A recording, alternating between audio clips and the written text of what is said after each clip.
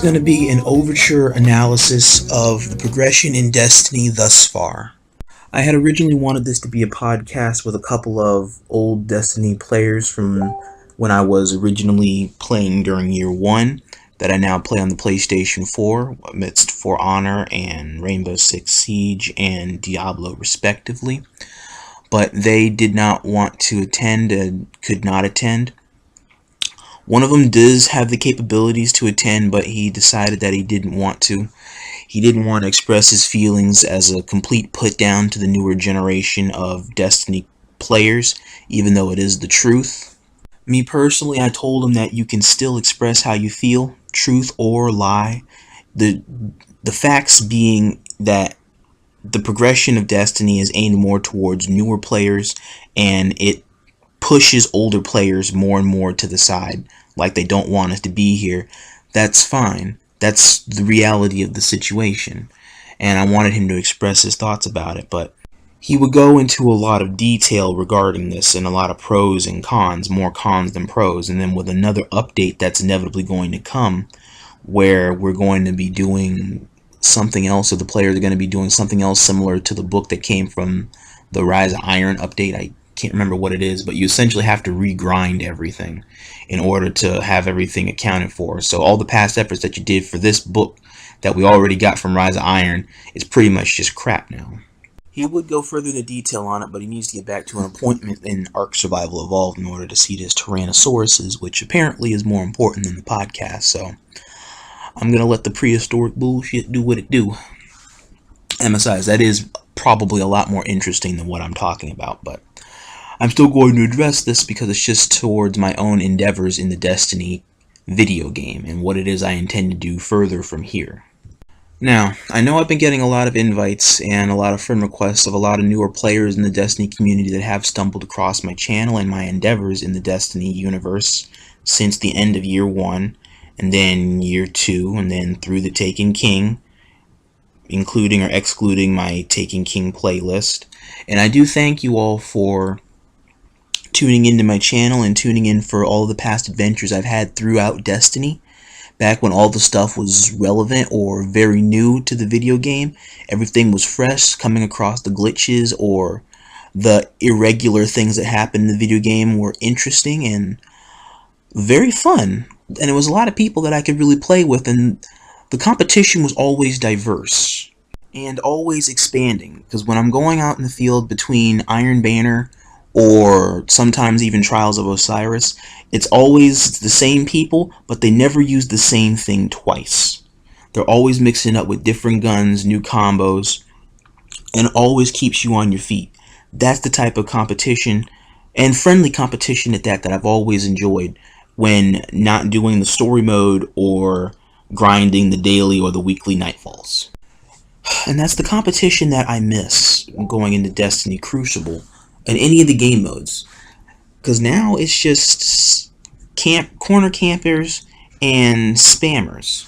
There's no one that's actually trying to learn about the art in using other guns aside from guns that get big kills or that allow you to stack kills very quickly, or you just sit in a corner, wait for somebody to pass you by, shoot them, keep going, or you keep coming in from behind all the time, which I guess is actually just an custom trait. Because it's turning more into a Space Cadet version of Call of Duty when it comes to the Crucible, rather than it being well-rounded in all areas. And this is a repetitive point, actually, that I've made in a prior documentation of another franchise that I am also associated with on a pretty good scale. And the only other one that's tolerable to some extent, where it requires you to actually think in order to get ahead, is the free-for-all, which is always fun. Like, you can't go wrong on a free-for-all because you can't camp no matter what you do. You're always going to get called out on it. And you get teabagged pretty good, which is fun.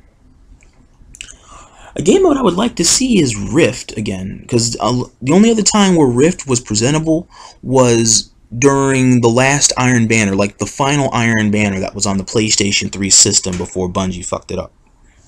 The game mode for Rift might still occasionally be presentable during the daily or amongst the weekly reset, But I go into that game mode a lot, and nobody plays that game mode. It's a damn shame. It's a really fun and creative game mode that suddenly just like died a month after Bungie initially debuted it. Because unless it was Iron Banner or relevant to some type of special event that had happened once upon a time, that's the only reason why people would play it. And when people play it, people try hard beautifully in that game mode. It's the only game mode where I can actually appreciate the nature of tryharding. Because people who don't know how to work together worth a damn have to know how to work together in order to succeed, because you have to get the rift runner from one side of the map all the way over to the other side where the enemy is to have the quote-unquote touchdown. And then next I would really need to take a look at the community. The older community versus the newer community, or the newer generation of players in the community, more so. I've interacted with a very large handful of them that I know from the online communities for Facebook and from Google Plus, and a lot of them are okay. I've had my share of differences with many of them, and I've had my share of very nice interactions and good friendly competition and friendly conversations with a lot of them also. And so it's a lot of compare and contrast. A lot of the older players that I used to play with, like Online User or Landozo, KPM, or Megadeth, or Killer, Gundam Waltz, Arg, Kids, Darcy, Blaster's Girl, all of them pretty much moved on to the PlayStation 4 version or the PlayStation 4 variation. Or they just stopped playing the game altogether because it's no longer interesting, it's very boring. Or as the updates continue to go on, it becomes less and less fun. It becomes more and more work and more grinding. And more grinding means less fun a lot of the time, because you have to think about the environment that you're going into in order to repetitively grind, in order to get said one or two things out of that, which it's not rewarding anymore at this point, because some of them are not even useful. Grinding for exotics is agreeable, because even if an exotic can't be brought up to the 335, or I guess which would now be an outdated light level maximum tier, since there's now a 395 400 level tier now for the PlayStation 4 variant. But anyways, exotic shards are never useless. Those are always useful to have, unless you already have too many to start. Aside from them, the only other person that I play with that still does have the PlayStation 3 variation is just Nick Tommyguns and a few of his friends from his team of circles. The Team Cool Ranch, as they were called once upon a time, named after the damn Dorito. But I digress. It's just that name. Anyway, next is just the rating. So the rating now is no fun at all anymore, because unless I'm with people that know me and know how I play, there's barely any success that's ever achieved. There's always a failure in communications and a failure in general direction and implementation of how to get past the varying roadblocks of each part of the raids. The most frustrating one at this point mainly being King's Fall, because unlike the Vault and Crota's End, you have to rely on teamwork to do anything in that raid at every single step of the way. You can't solo any particular part of it anymore. And once upon a time, last year, a couple years ago, that was not a problem, because you could always have that one person in your team, or that one person you can call on that knows how to get right past that one part, lickety-split, done deal. But a lot of those types of players that take the time to meticulously go through the levels and whatnot, very few of them are still going to be playing Destiny at this point, if at all. A plus point about this is that, yeah, you can share the knowledge of the glitches in the raids that can help to bypass, quote-unquote, certain parts of the raid, and you can pass that knowledge on, which is helpful in a lot of cases. But at the same time, you don't want to try and make a habit of always trying to glitch raids through completely. Otherwise, you could miss said things, like if you're trying to go after an achievement or something. Raids, I'm always willing to do. I can still continue to do them, but there has to be communications as we go. Otherwise, I'm just going to leave if we're going to be stuck on select parts that are usually very simplistic to get past. I've done the King's Fall raid more than the Vault of Glass and Crota's End both combined. I've done it a total of 95, 96 times now. It's damn near reaching 100. And out of those 90-something times, it's only been completed from start to finish only 9 times. All the other 90-something times pretty much was just a waste of time because it was only coming in at select parts and doing select parts and then leaving, or we get halfway through it, either halfway through it to the end, or from the start to halfway through it, or from the start to any other particular part in the raid that's not the finishing point against Oryx. There's always something that happens where everything just drops. And it seriously gets annoying doing the raids like this because it's the only one that everybody wants to bother to do, but at the same time, no one's trying to be communicative all the time. Or if you can, or if you have to go, that's fine. But if you can't find a proper replacement in order to try to finish the job, then what's the point? And in the newer age of gameplay with a lot of these newer gamers, that's the main thing, that's the hindrance of any overall team progression, is the lack of communications, because a lot of you believe that you can do a lot of things on your own when you can't, and you don't want to admit it. This is not PvP, where you can spend most of the time potentially carrying the whole team, or working back and forth with select people. In Raids, you have to work together. Everybody involved, all 4, 5, or 6, however damn many there's gonna be. This is preferably why I enjoyed, it's my personal opinion, but I enjoyed the Vaults of Glass and Crota's End better because communications happen as it goes along, but if need be, there are also select parts where they can be breezed straight through, barring the difficulty setting, including difficulty setting if you're trying to do the hard mode completion. Then that's when it gets tricky, because then you can just try and one-shot everything depending upon what it is that you have, whether or not it's year 1, year 2 adjacent. Also, the lengths of the raid's general completions are also taken into factors. King's Fall being the longest of the raids, the shortest probably being Crota's End, because there it's just the first part into constructing the bridge. You pass the bridge in order to make the second bridge with the gatekeepers. From the gatekeepers, you're right there at the temple, take down Death Singers, summon Crota, done. Vault of Glass, open up the gate, go into the gate in order to deal with the oracles, pass the oracles through the Gorgon's maze, which was a really intricate and crappy part that caught me so many different times. I still haven't figured that shit out. Through the Gorgon's maze into the little stepping stone area right before you open up the big door into Atheon's chamber. Atheon's chamber, go in through Venus and Mars respectively, get the shields, break the pattern of the shields, summon Atheon, and we get the ball rolling. Endgame. And so, from my observations so far, between the people that have left that I usually play with, I have no problem with, to the people that I'm playing now that I do have a lot of problems with, not so much communications, but in completing gameplay, the competition changing,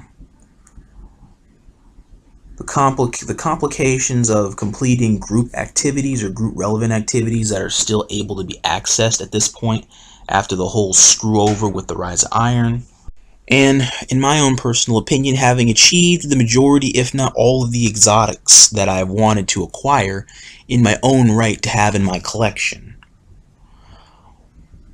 Why would I need to continue playing Destiny at this point, is the question I ask myself. I'm just trying to figure out a lot of the pros and the cons with this contemplation.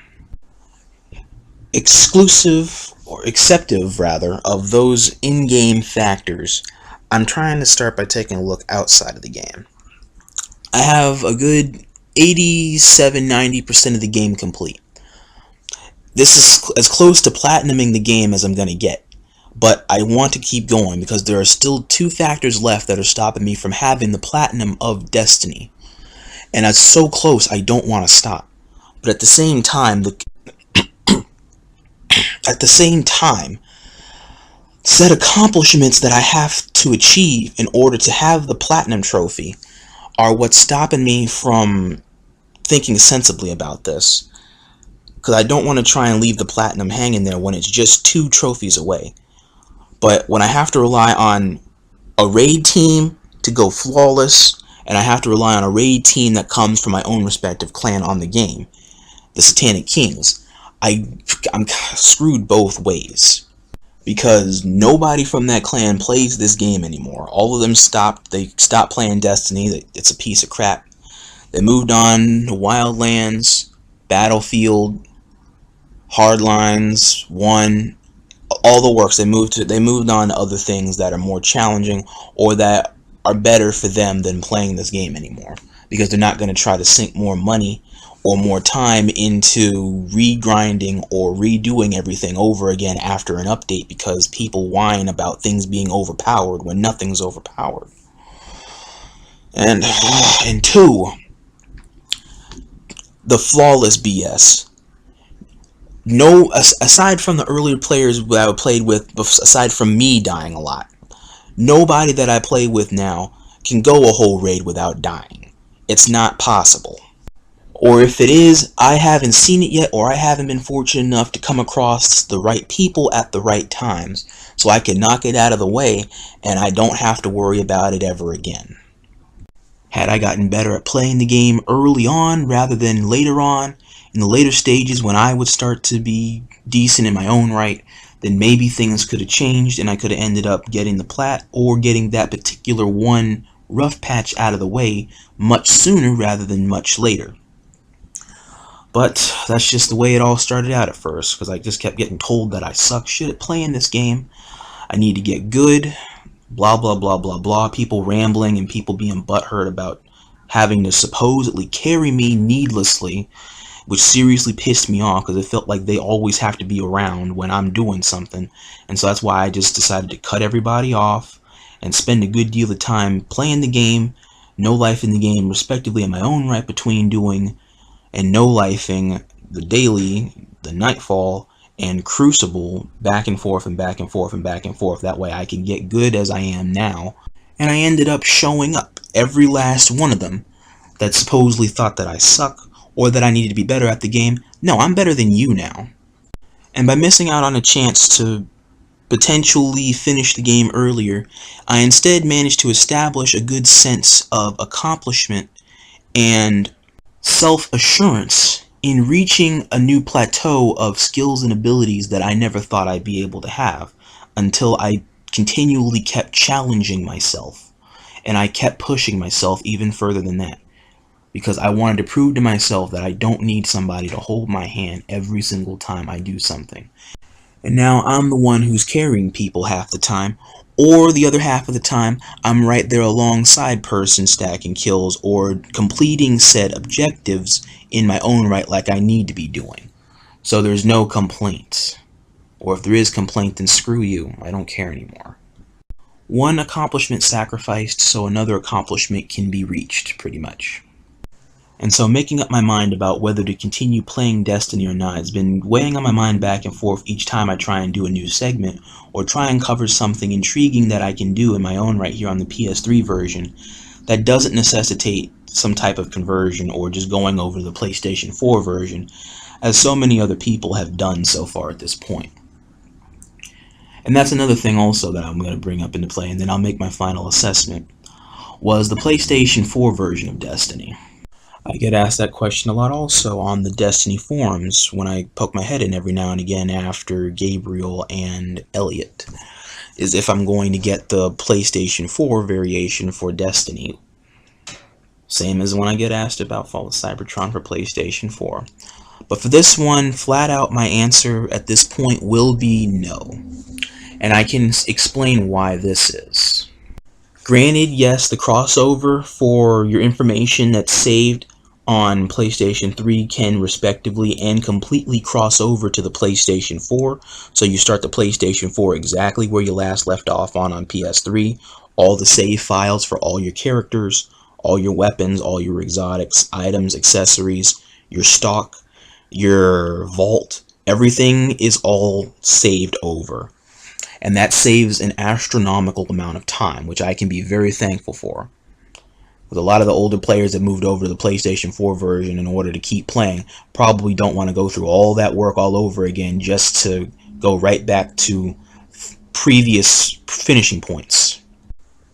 There are a few exotics, yes, that I have missed, like the Pocket Infinity or the Vex Mythoclast that I would have liked to add to my collection to complete the entire exotic blueprint page for year 2. Year 1, actually. I mean, I have the majority of them also for year 1, but since it carried over to year 2's blueprint page also, I focused more on completing the year 2 blueprint. That way I can still say I have it all respectively. Every single gun, one copy of every single gun. Even if the weapon registration won't register it as such, because you can't buy year 1 exotics anymore because Xur doesn't sell them for crap anymore. Now, the Vex Mythoclast, it's not an item that you can just buy. That's one that you actually have to find the missing components of everything and put it all together. Starting from grinding one of the Servants of Crota in one of the earlier missions. I can't remember what it is, but it's an earlier mission on Earth. And you just grind that one particular boss over and over again until he drops it. And then it adds to the collection in order to start you up in starting that quest. That, alongside any of the newly updated Nightfalls, if they have newer Nightfalls now, which I would be very appreciative of, and maybe Crucible, if any of the old school players are playing Destiny on PlayStation 4 are still playing it, I might take a look into that to see if any new competition would arise. That way it would rejuvenate my interest for wanting to play the game competitively again. Or whatever the new game modes might be, if any new game modes were introduced. I've lost contact and lost interest in really reading a lot of the updates in the Destiny communities because it's just not interesting anymore. But those would be the main reasons why I would really want to pick up the game and play it anymore. I got it. And, shit, I lost my train of thought. And then the newer atmosphere of players that I would be playing with again. Some of them, I don't know, I mean, as the time goes on, I mean, I was kind of glad some of them left. Other times, it's fine talking to them, but talking to them only in moderation. And then the friends that they have, I don't enjoy a lot of their company. It's either idiotic or racist and not really in a good taste. It makes me really disdain talking to them. And a small margin of them that play the game for fun or that play the game all the time, they still haven't really tried to test themselves or their capabilities by trying out the harder difficulties of the game all the time as a regular. Like I mean, you have the option of doing hard mode for everything now. So just do it. Don't keep grinding easy mode in order to keep getting lower tier crap. Get the higher tier stuff. Push the nature of your capabilities. Get better. Don't keep repeating the process, and then when I join or when other people join, then you want to press it up to hard mode because you have people that can carry you, and that's the mindset of it. Because if you're trying to do easy mode all the time and then you press up to hard mode when you're in company, that's the presence of wanting to be carried. That way you don't have to do as much because it's hard for you. Don't be like that. Let it be hard, because when it's harder to accomplish something, it makes it more fun. Because it adds an inventive way for you to creatively do something different than what you're accustomed to amidst the general comfort zone of the mission or task you are already given. Because there are even times with some of my friends when that happens, where I'm carrying them half the time, or you have the option at any other time to make this game harder. That way it also can make it more intriguing for you, so it's not so much repetition. And I'm just like, will you fuck off? I mean, I love playing with you, but you need to get good or get the hell away from me. I did the process in my own right to get good. That way I wouldn't be in the same situation of needing people to carry me, to do anything I need to do with some other person. Anybody that it takes to do hard shit for, I can go in, solo it with a cup of tea, and walk out like a fucking boss, because that's what I do. Whenever I'm in the zone, that's what I do, and I've done it time and time again when the chips are down. And I've proven it to myself that I can do it. I don't need to prove it to anybody else, because nobody else gives a damn, unless it's about them. It's harsh, but it's the truth when it comes to a lot of these fucking hoarders that think that they know everything, when it just pays to be knowledgeably open-minded. And then taking into a lot of these factors, taking into consideration when it is I first started playing the game, how long I've been playing the game, I've seen a lot of things happen in the community. I've been a part of every single update. I've been a part of a lot of different types of team outlines. I've seen many different types of people that some I'm happy that I met, others I wish the fuck I had not met in the first place. And there's times when I'm just thinking, you know what, maybe it's time I should back away from the community altogether and just leave. I can appreciate that what it is I've done here in my time in getting good and reaching where it is I am now.